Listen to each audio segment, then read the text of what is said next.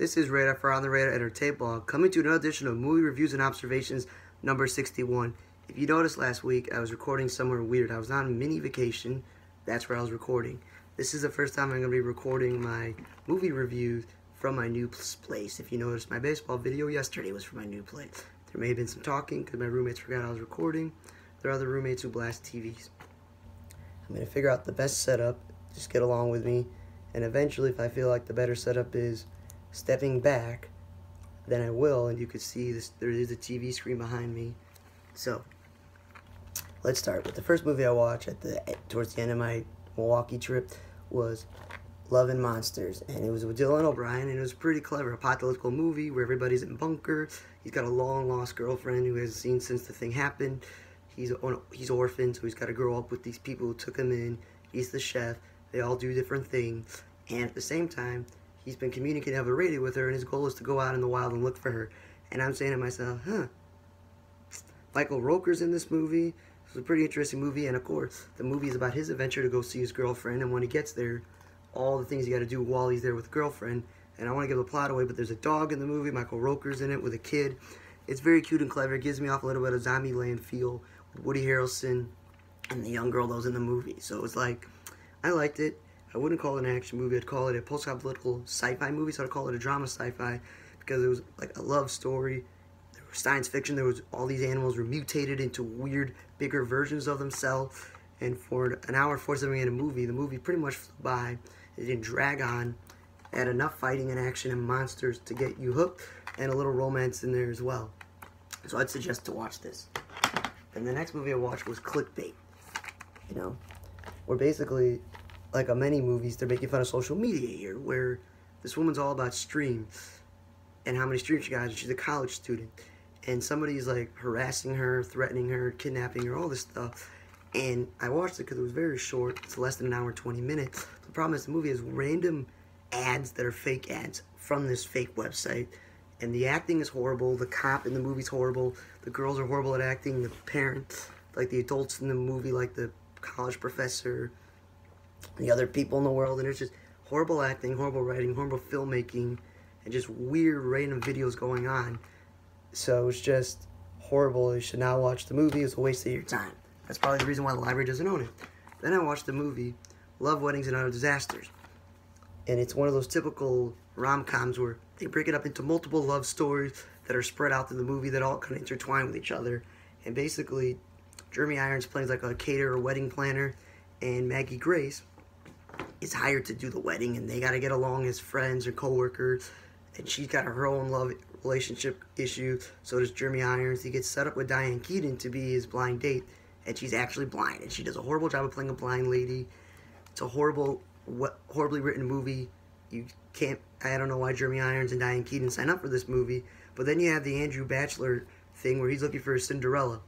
And when he's looking for a Cinderella, he is pretty much doing everything possible. So the movie was cheesy because then he got the mayor and his chief of staff, his loser brother. Then there's like a game show where you get chained to each other and they match people up. I didn't like them matching up a male rabbi with a male Muslim guy. It was pretty stupid. Tall woman with a midget. And they show like, it also shows like the mayor's brother and how he's going to handle the mafia after him, like a Russian mob after him. Loan sharks, his brother's campaign, all the other stuff. It was really stupid, and all this stuff is thrown in there. And it's a good thing it was 97 minutes because this is, I saw on Rotten Tomatoes, rated horribly. Like, I don't understand why, as I said, Jeremy Irons or Diane Keaton or even Maggie Grace signed up for this movie. Sorry to Dennis Dugan, who wrote the story, the screenplay, and directed it. It's horrible. Yeah, there's some laughs in there, but it's pretty stupid. Then I watched another horrible horror film called Come and Play, where this kid doesn't talk. He uses technology, watches SpongeBob, and this creature that's haunting his tablets and his devices wants him to be his friend. It haunts his potential friends.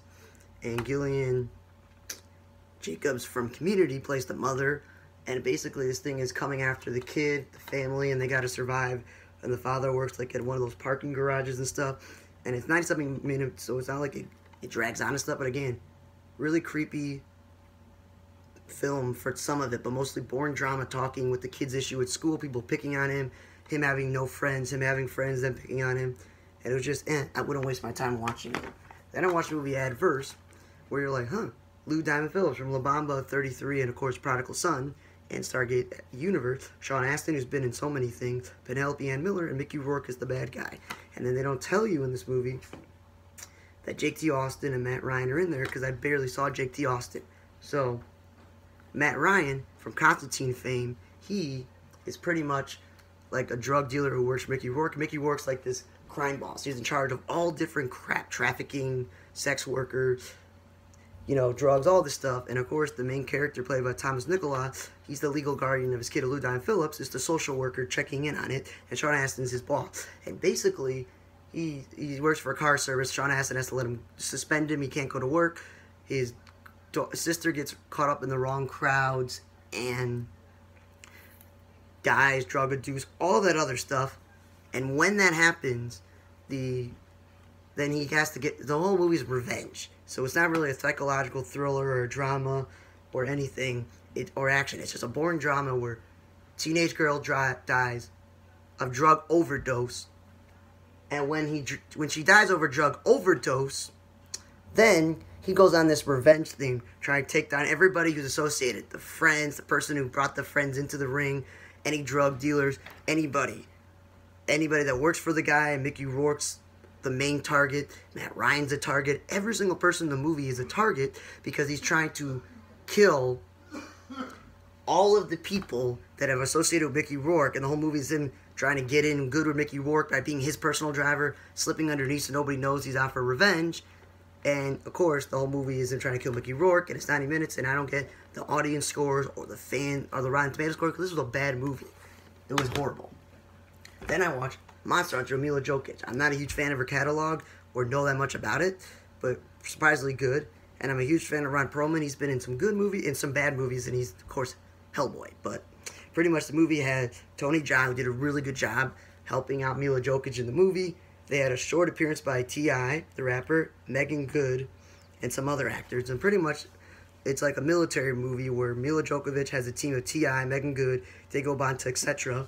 But they somehow get transported to another universe where Ron Perlman and Tony Jaa are working for them, or trying to survive. And it's all these mythological creatures, so it's like science fiction a bit with the other portal to the world.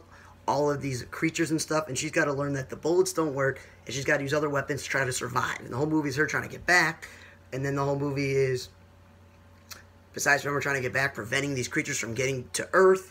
And for an hour and 40-something minute movie, it was pretty good. Lots of action, lots of fighting, lots of science fiction and creatures and stuff, and good acting from Mila Jokic, Tony Jaa, and of course Ron Perlman. So I definitely suggest watching Monster Hunter. Then I watched the movie Greenland. You're like, oh, is it about Greenland, the country? With a hot pick sticker, I couldn't tell if they're going to call it a drama or something, but it's definitely a post-apocalyptic or pre-apocalyptic drama. So basically, there's these meteors that are coming down and they're hitting the world, and everybody's trying to get out because, you know, in these movies when the end of the world's happening, everybody buys all the toilet paper, they crowd all the highways and the streets, they steal, they loot, all of that stuff. And basically, they want to save the best of the best. So the movie is Gerard Butler, you know, designs like buildings and infrastructures and all the other stuff, so he's an engineer in a way, and he's selected. But the whole movie is, they want him, but not his child, who is a Kendall and his wife. And the movie is, they get separated at the airstrip, and the whole movie is them trying to get back to each other, and then trying to get to Greenland, where eventually the planes go, and they're dealing with all these, you know, things hitting the ground, and similar to the show Debris, but show Debris was horrible. This is about him trying to get to his family, save his family, and get him to Greenland, where they're doing this stuff, and try to survive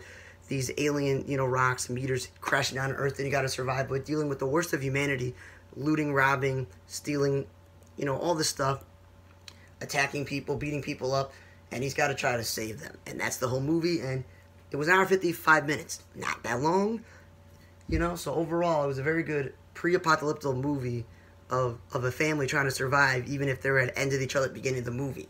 So I suggest, because of Gerard Butler, I'm not a huge fan of Marina Brackman, but Greenland's great, pre-apocalyptic movie.